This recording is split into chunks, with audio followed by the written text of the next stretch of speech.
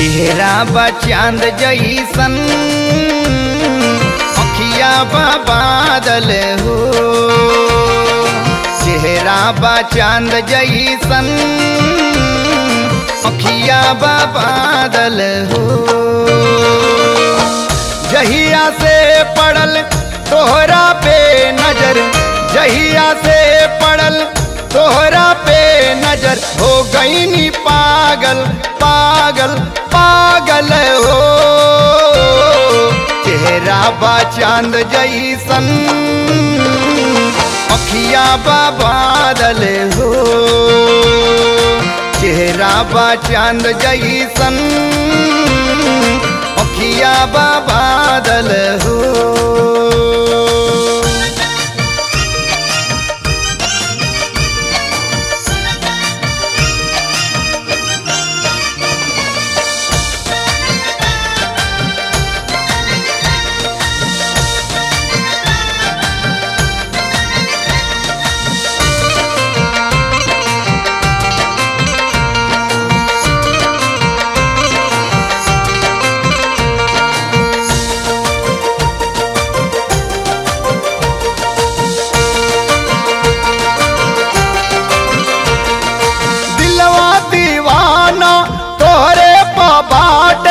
कहिला गोरी साचे बात हो।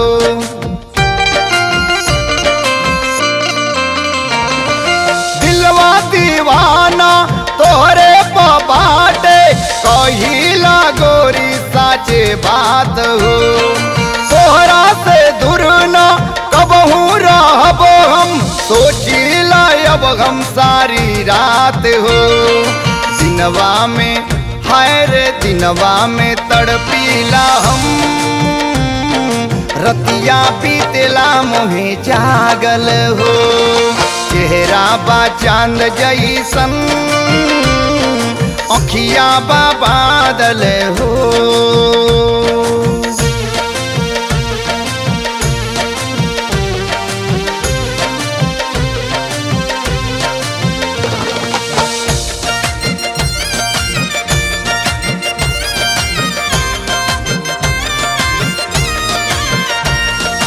जैसे गगन में चमकेला सूरज, धरती पर वैसे के चमकेलु तू।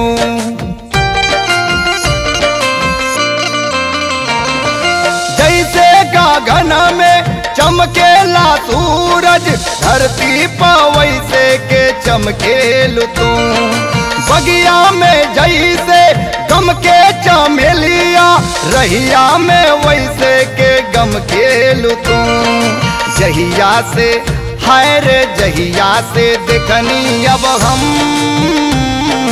प्रीत मोहे लागल हो। चेहरा बा चांद जैसन अखिया बा बादल हो।